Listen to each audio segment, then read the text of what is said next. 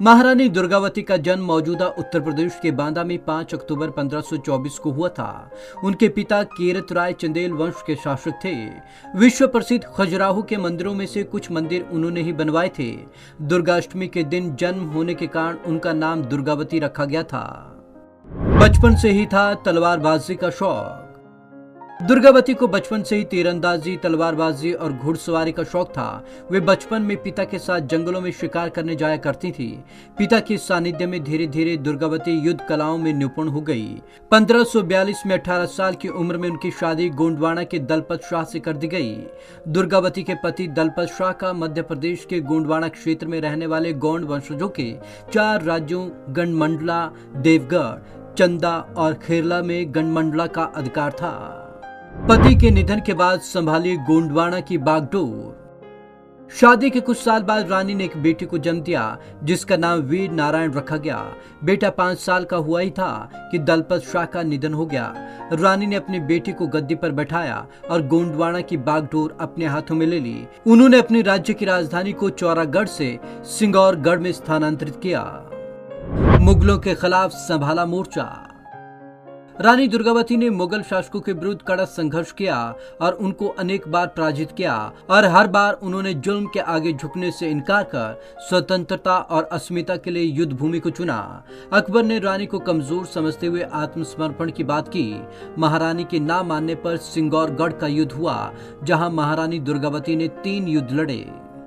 मुगलों के खिलाफ महारानी ने लड़ी 3 लड़ाई।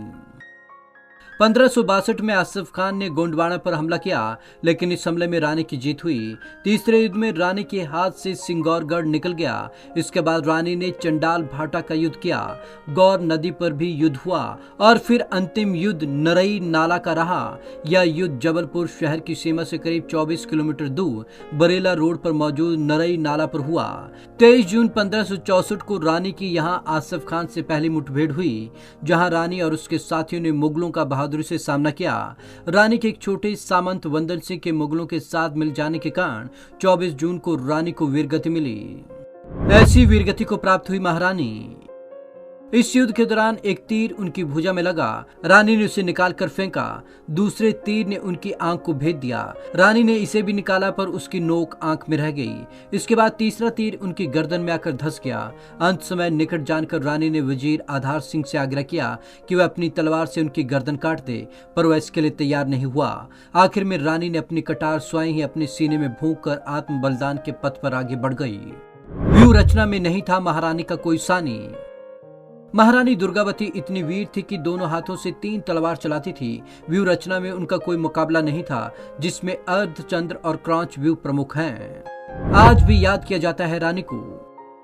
जबलपुर के पास जहां ऐतिहासिक युद्ध हुआ, उस स्थान का नाम बरेला है। मंडला रोड पर स्थित रानी की समाधि बनी है, जहां गूंड जनजाति के लोग अपने श्रद्धा सुमन अर्पित करते हैं। रानी के ही नाम पर जबलपुर में स्थित रानी दुर्गावती विश्वविद्यालय रखा गया। रानी की मृत्यु के बाद उनका देवर चंद्र शाह ने मुगलों की अधीनता स्वीकार कर ली और शासक बना। Bureau report, Punjab Kesari TV.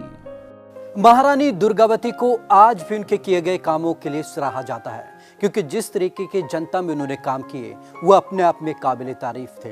तो उन्होंने जो इतिहास में अपना नाम दर्ज करवाया वो स्वर्ण अक्षरों में लिखा गया। इसीलिए महारानी दुर्गावती को याद किया जाता है। तो आज की इस खास रिपोर्ट में बस इतना ही।